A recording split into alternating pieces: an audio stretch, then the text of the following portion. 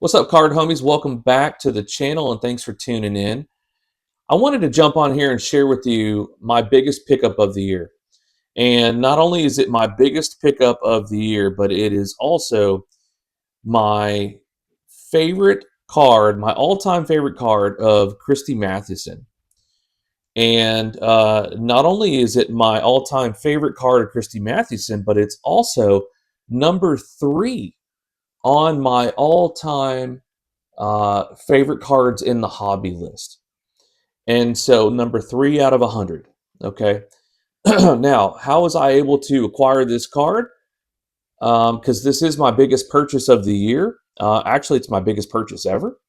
So I sold 15 cards on CIA auctions, and the proceeds from that auction went into this card. In addition to that, I sold a couple of cards to some hobby friends here in the community, the YouTube community. And then I sold another card to a fellow on Facebook.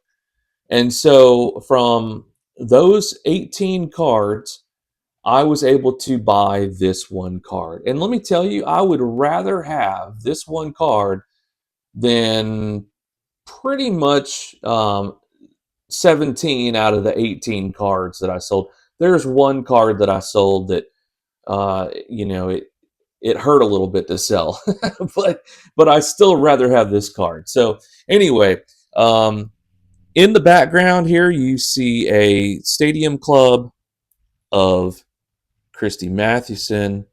This is a rainbow foil. These are numbered out of 25. I thought I'd just throw this in there as my favorite modern day card of Christy Mathewson.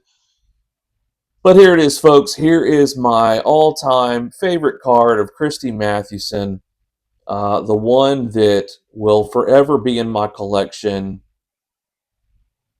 It is a 1909 Dockman & Sons Gum E92. Now, based off of the condition of this card, I want you to guess what the grade is. Let me position my light a little bit so you have a better viewing of this card, because it is such a gorgeous card. Like I said, this is my favorite all-time card ever of Christy Mathewson, and my number 3 card, my third favorite all-time card in the hobby. I can only see one flaw in this card. Well, I mean, it's got a couple of honest corners. I'll give it that. But there's really only one major flaw. There are no wrinkles. There are no creases. The colors are gorgeous. The registration is spot on, with one exception. You see that little red mark right next to his lips? That is the only red that is supposed to be in this card was on his lips. And I guess whatever the printing plate was that was used for this card was off a little bit when it struck this card.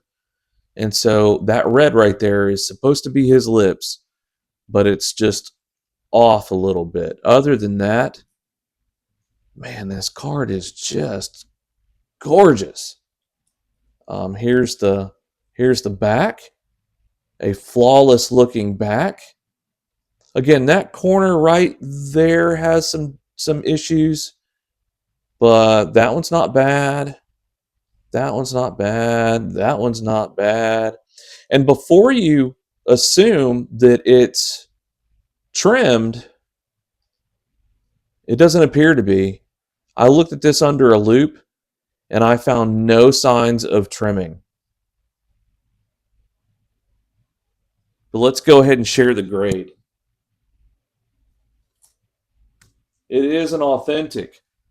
It is an authentic. And my guess is it's minimal size, which I will take any day. I think that's the dumbest grade ever. Authentic for minimal size. I mean, nobody tampered with the card. It is what it is. It's the way it was cut from the factory. Anyway, enough about that. I freaking love this card. Look at that thing. Oh, it's gorgeous. There we have it. That's my number 3 card on my top 100 all-time cards list. Such a beautiful card. I'm so glad it's in my collection. It is just absolutely gorgeous. So anyway, thanks for tuning in. And like I always say, keep hunting the good stuff, y'all.